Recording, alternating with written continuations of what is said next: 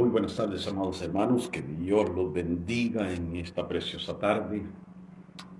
Lo prometido es deuda y en esta tarde estaremos iniciando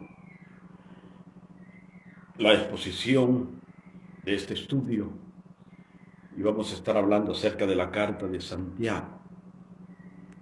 Son 5 libros, son 5 capítulos, y estaremos hablando acerca de ello. Yo sé de que vamos a aprender. Con la ayuda de Dios y la presencia del Espíritu Santo vamos a aprender y vamos a sacar conclusiones de lo que sabemos y de lo que vamos a aprender en esta tarde, como en el resto de el tiempo que nos lleve la transmisión de este estudio. Vamos a orar, vamos a ir a la presencia de Dios. Amante Dios y Padre Celestial, aquí estoy, Señor, presentándome en tus manos, para que tú, Dios, a través de tu Espíritu Santo, pongas inteligencia, pongas palabras de sabiduría, que me ayudes, oh Dios.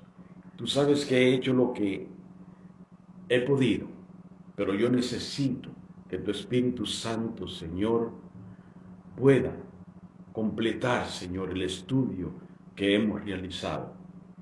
Te ruego, mi Dios, que tu asistencia me acompañe, que pongas, oh Dios, gracia, que me ayudes, oh Dios, para poder transmitir el estudio de esta noche. Rogándote que te manifiestes en cada uno de los que tú has elegido para que escuchen el mensaje o el estudio de este día.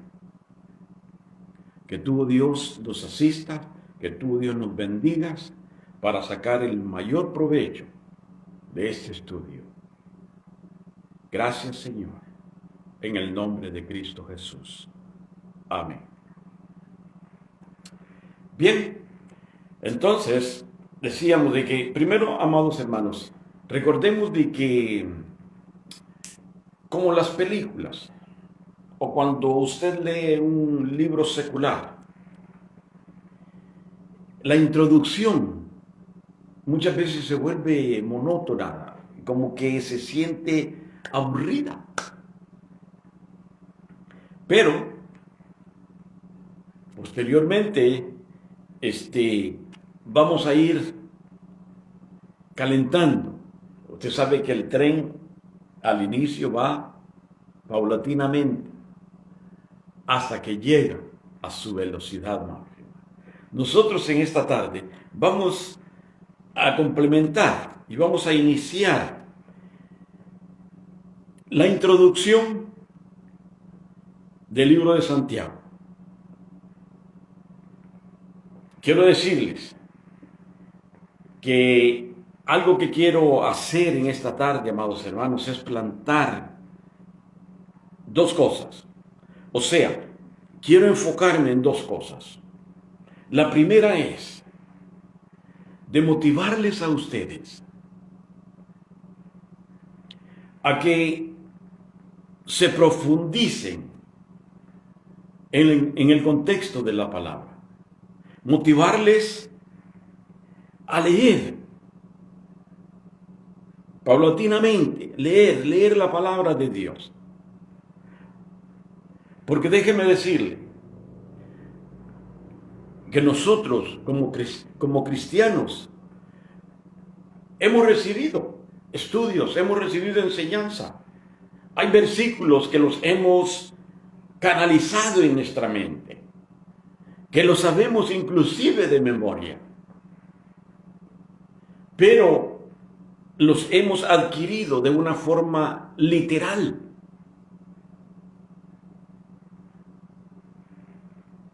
Porque no es lo mismo decir, el diablo vino para matar y destruir, que leer el contexto del texto y encontrar de que el versículo no dice, no enseña, el diablo vino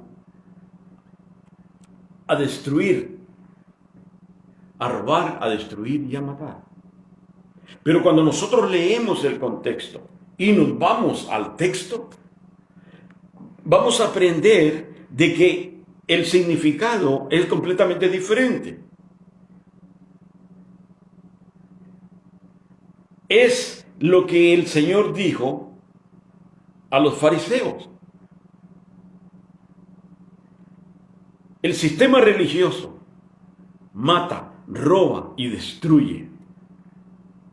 Y está en Juan capítulo 10, versículos del 8 al 10. No es lo mismo decir 7 demonios vienen y lo apartan del Señor. No es lo mismo. Y está en Mateo capítulo 12, versículo 43-44.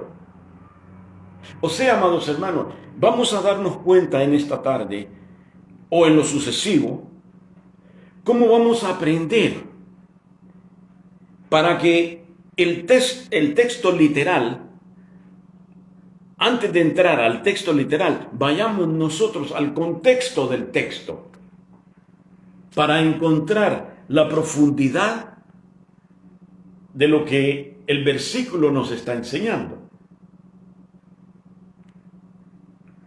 Ahora bien,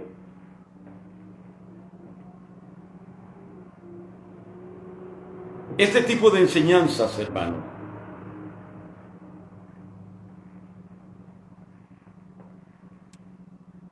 nos va a hacer ver a nosotros que por mucho tiempo usted pudo haber escuchado un versículo literalmente, pero usted va a aprender y va a descubrir que el versículo que usted consideraba efectivo literalmente, va a darse cuenta de que no significa lo que usted ha venido creyendo que significa. O sea, no va a significar lo que usted piensa que significaba. Por eso en esta tarde quiero provocarlos, amados hermanos, a que se expongan a estudios bíblicos expositivos, porque son interesantes, son necesarios. Los estudios bíblicos expositivos son, amados hermanos, muy importantes en el crecimiento en cuanto a sabiduría del creyente. Pero para eso necesitamos 4 herramientas que son fundamentales. La primera herramienta, amados hermanos, es tener conocimiento de la exégesis bíblica.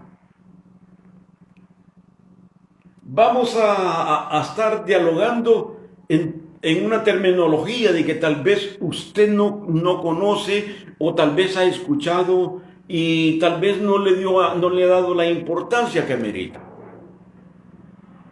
Pero nosotros, amados hermanos, para sacar un estudio bíblico o para enseñarle a alguien, nosotros necesitamos capacitarnos. Entonces decía, lo primero que necesitamos es la exégesis bíblica. La exégesis bíblica es la que extrae el mensaje del texto. La exégesis es la que extrae el mensaje del texto que usted está leyendo.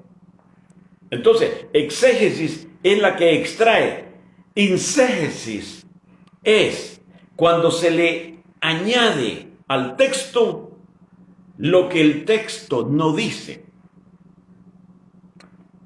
Volviendo a Mateo 12, 43, 44. Que dije, no es lo mismo decir 7 demonios vienen y te sacan del camino del Señor.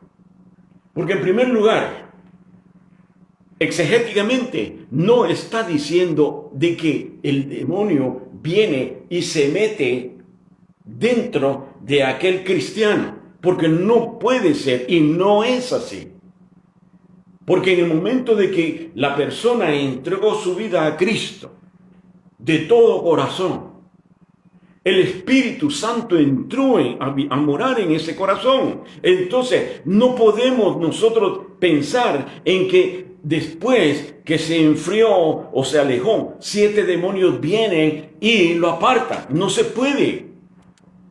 Por eso decía, nosotros tenemos que ver el texto con el contexto para poder entender el texto del que vamos a hablar. Y por eso la exégesis bíblica, eso es lo que hace, extraer el mensaje. La segunda herramienta que necesitamos es la hermenéutica. La hermenéutica, amados hermanos, es la ciencia que nos enseña a estudiar los trasfondos históricos, lingüísticos, culturales, aspectos simbólicos de la palabra de Dios. Como decía, toda introducción en veces como que es un poco monótona. Nosotros queremos entrar, ¡pum!, ya a la acción, pero no. Antes de entrar al texto, tenemos que conocer el contexto para hablar del texto. La hermenéutica nos enseña, vea, ¿por qué es importante la hermenéutica? Porque la hermenéutica nos enseña quién dijo lo que dijo, a quién se lo dijo, por qué se lo dijo. Y está en Mateo, ese versículo que muchos cristianos han venido dándole vuelta, lo han venido recitando, sin saber verdaderamente cuál es el verdadero significado de ese texto.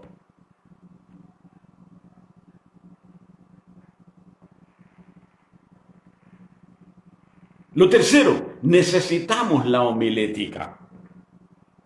Y déjeme decirle, hermano, esto se supone de que esto es una clase como para aspirantes a predicadores.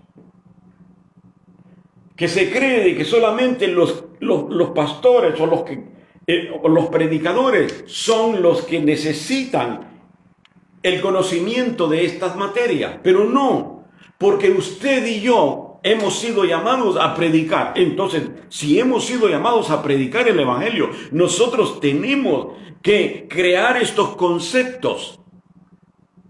¿Para qué? Para que podamos ser más explicativos. Entonces la homilética nos ayuda a estructurar lo que la hermenéutica sacó del texto y todo lo que la exégesis sacó del texto. Y eso nos ayuda a estructurar el punto 1, punto 2, punto 3, conclusión. ¿Cómo ve? ¿Ya? Ahora, ¿por qué es importante, amados? El cuarto punto. La predicación expositiva. ¿Por qué es importante la exposición expositiva? Estamos hablando de expositiva, de exponer. Déjeme decirle, porque es imposible crecer con predicaciones temáticas o literalísticas. Es imposible. No se puede alcanzar un crecimiento de madurez en la palabra del Señor recibiendo únicamente mensajes temáticos o literalistas. No se puede. Por eso nosotros necesitamos las predicaciones expositivas, porque la exposición es lo que va a crear en nosotros un crecimiento, una madurez espiritual. Necesitamos la exposición expositiva. ¿Y en qué se basa? ¿En qué se basa esta exposición explicativa? es positiva.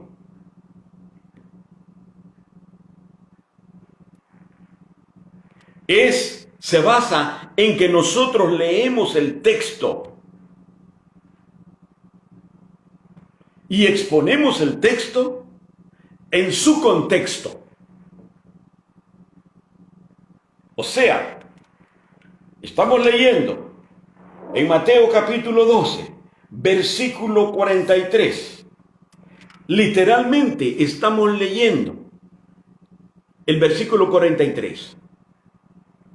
Cuando el espíritu inmundo sale del hombre, anda por lugares secos buscando reposo y no lo halla. Literalmente. Pero para conocer verdaderamente, exegéticamente, el contenido o qué significa este versículo, tenemos que ir al contexto del texto. En otras palabras, tenemos que conocer el inicio, el principio, para entender literalmente el texto. Tenemos que conocer el contexto, de dónde proviene. ¿Por qué se dijo?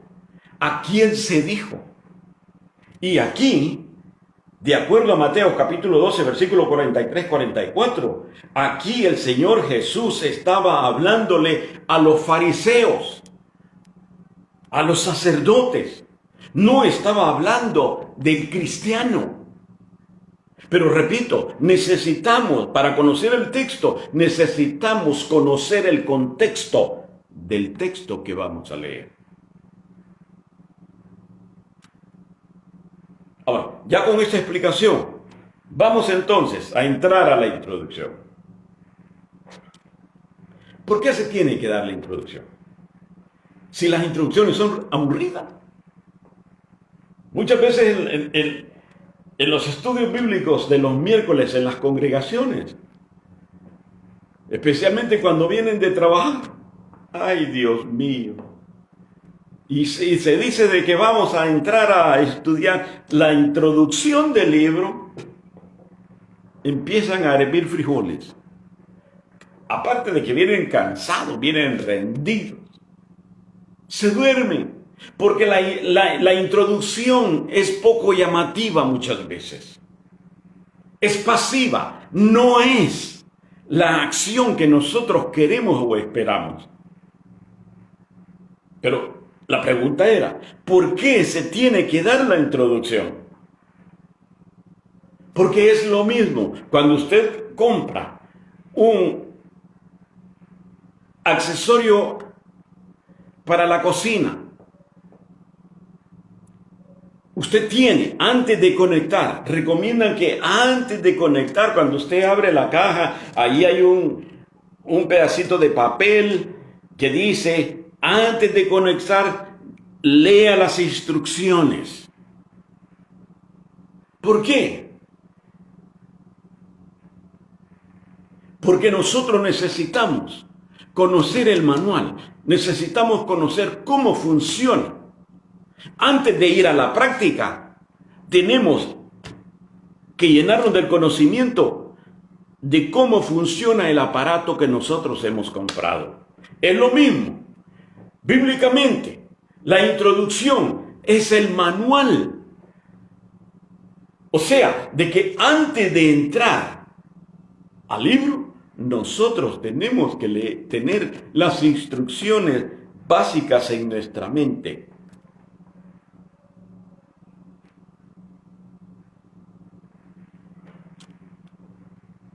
Entonces, bíblicamente, la introducción es el contexto. ¿Verdad? Es el contexto. Por lo que, antes de entrar al texto, necesitamos entender ciertos aspectos. Primero, es lo primero que voy a tocar. ¿Quién es el autor del libro de Santiago? Y muchos van a decir, ya lo tienen en su mente. Santiago, pues Santiago, ¿qué pregunta, pastor? Santiago. Sí, ok, está bien. ¿A quién fue escrito el libro de Santiago, la carta de Santiago? ¿Cuál fue el propósito?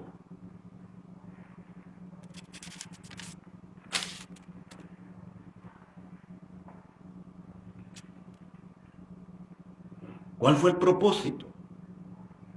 ¿Qué es lo que Santiago quiere decirle?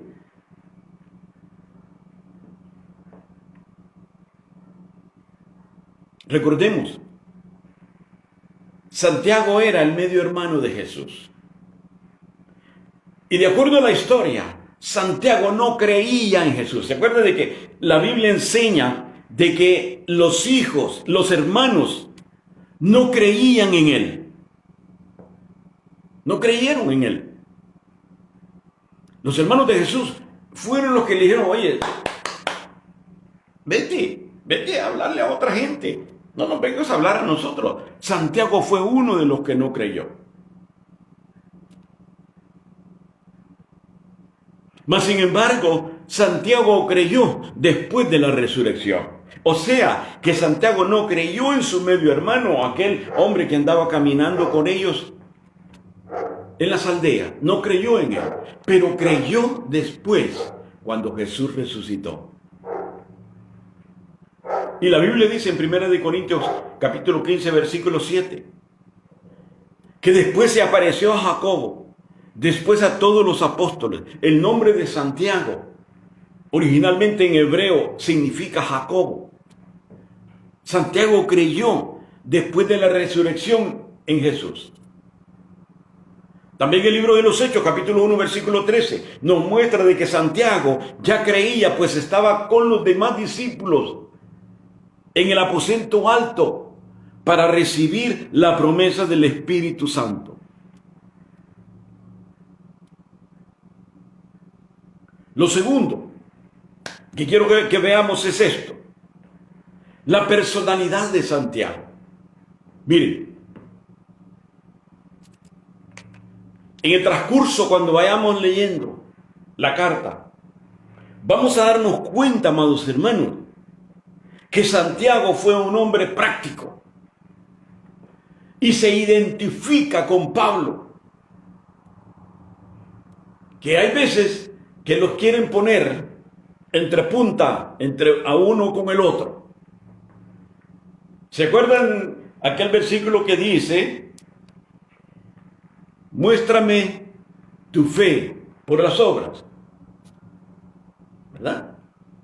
Allí quisieron, y muchas veces se toma a ambos. Bueno, pero es que Santiago está hablando de que nosotros somos salvos por fe. ¿Ah? Por fe. Y Pablo dice, por la fe activada, por la fe a través de su vida, por la fe a través del testimonio. Pero bien, Santiago era un hombre práctico. Él no dedicaba el tiempo a ponerse a hablar de teología, aunque la enseñó, porque vamos a ver en los 5 capítulos, enseñó teología, pero no se quedaba allí, no se extendía a meterse allí pura teología. No, él era un hombre de machete, un hombre práctico, no andaba con rodeos. Cuando nosotros leamos todo el contenido del libro de Santiago, vamos a darnos cuenta hasta dónde llegaba Santiago en su carácter. La práctica que él amonestaba a los creyentes tener.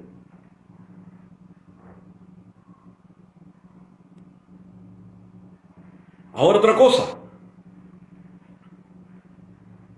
Una de las cosas, amados, que cuando él habla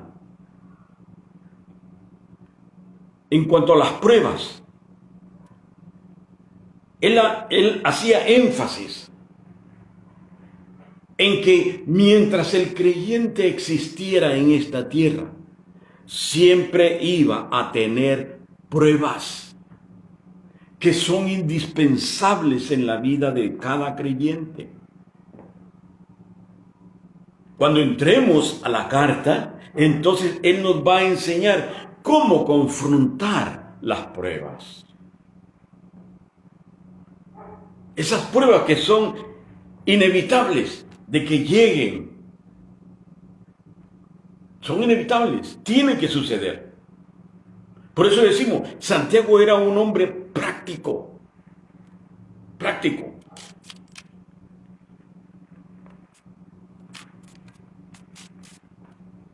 Y por ser práctico, él va a decirnos, vea, era tan práctico que él nos diría a nosotros, oye, cuando estés en diversas pruebas, esto es lo que debes de hacer para confrontarlas.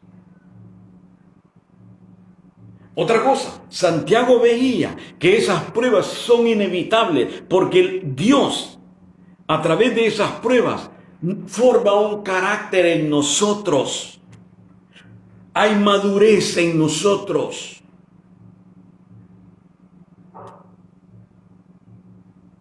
Y eso es lo que Santiago va a enseñarnos.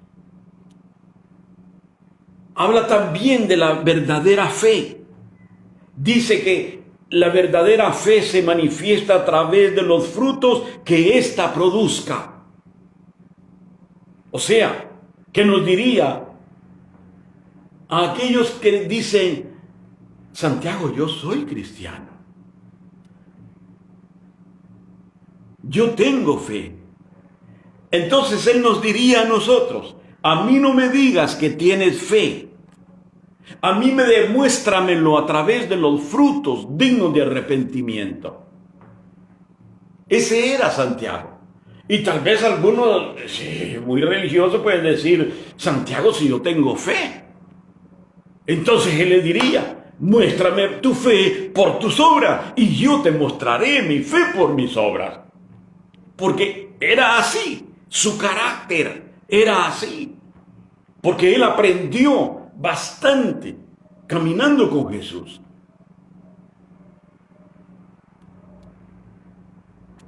Ahora, ¿cuál era el propósito de la carta?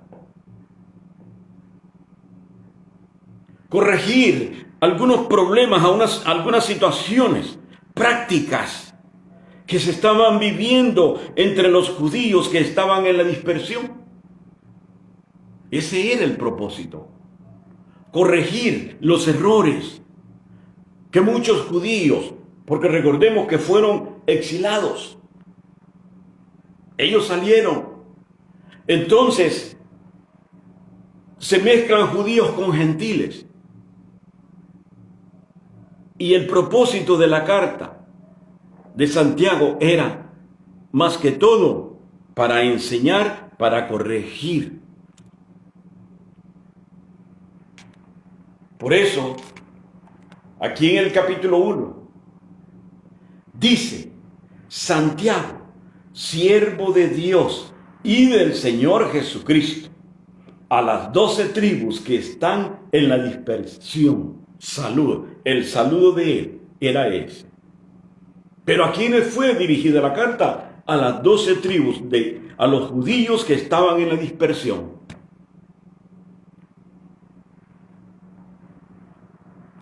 Lo segundo, los primeros lectores, amados hermanos, de la carta, esto es importante. Lo acabamos de leer en el versículo 1 del capítulo 1. Sabemos de que le está escribiendo a los judíos, aquellos judíos que estaban fuera de Palestina. Y la Biblia dice, de acuerdo a la historia, menciona que cuando los judíos fueron dispersados, se perdió el orden trivial. Muchos de ellos ya no sabían a qué tribu pertenecían. Por lo que el estado espiritual de muchos de ellos sucumbió, que muchos de ellos volvieron al mundo, a las prácticas mundanas. Porque Cuando ellos salieron, perdieron su identidad en el sentido de que no sabían a qué tribu pertenecían, ni ellos ni sus hijos.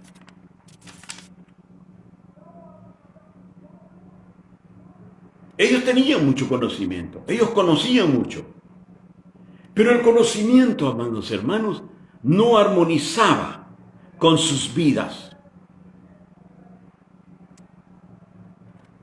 Así que, resumiendo, ¿quién era el autor? Santiago. ¿Quiénes eran los destinatarios? Las 12 tribus exiliadas. ¿Cuál fue el propósito? Corregir prácticas, problemas entre los judíos y los gentiles. ¿Cuál era el tema principal, primordial de la carta? Una fe viva.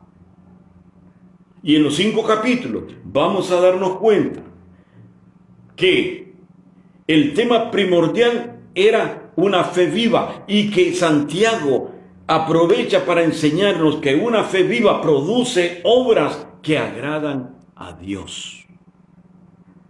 Por eso es que Santiago nos exhorta a respaldar con nuestro testimonio lo que decimos profesar. Tengo fe. Tenemos que mostrar esa fe.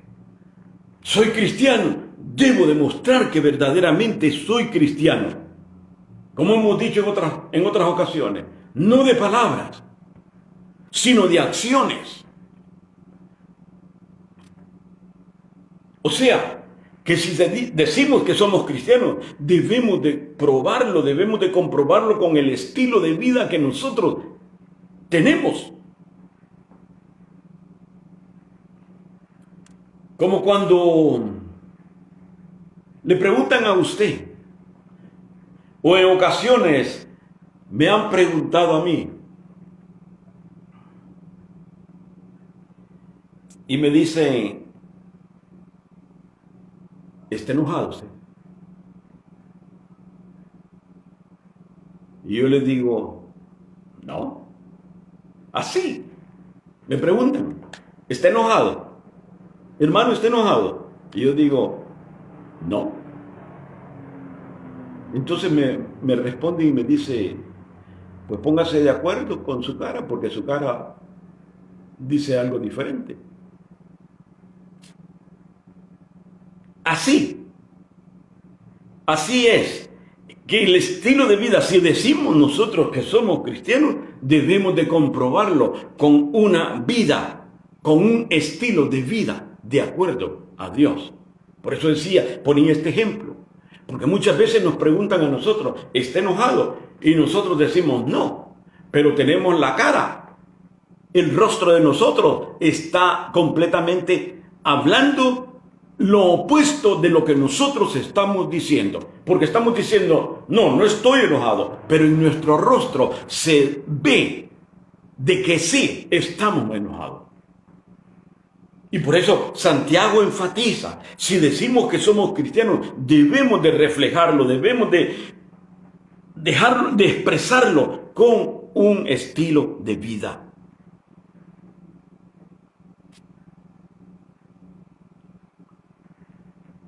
Con esto termino. La fe verdadera, mediante nosotros actuamos, debe de manifestar a través de las obras, y como dije, obras que agraden a Dios.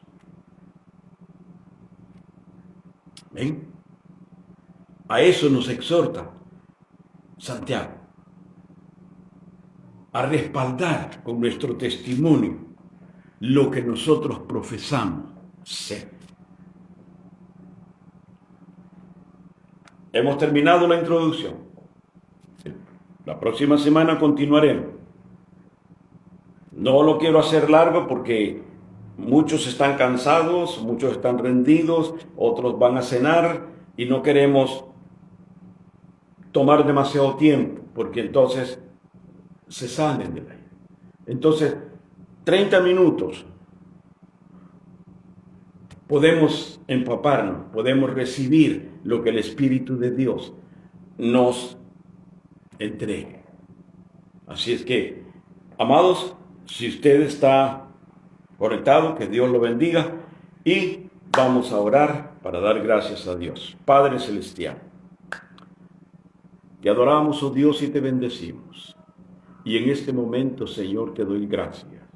Gracias por el inicio de este estudio.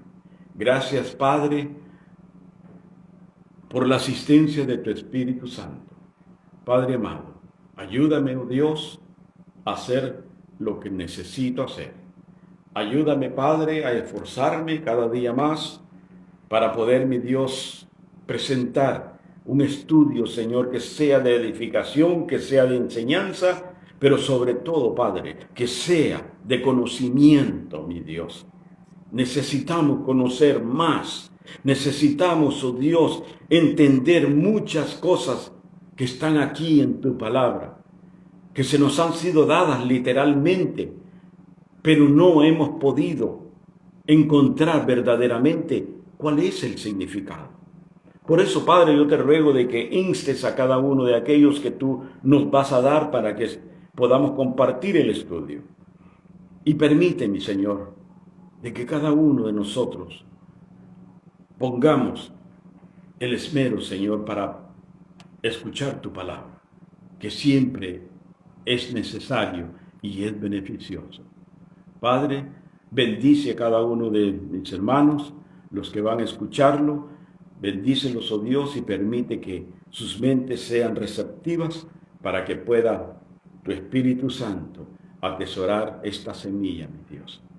Quédate con nosotros. Gracias por la oportunidad. Gracias, mi Dios, por servirte y gracias, Padre, por tu bendición. En el nombre de Cristo Jesús. Amén y amén. Que Dios me los bendiga, amados hermanos.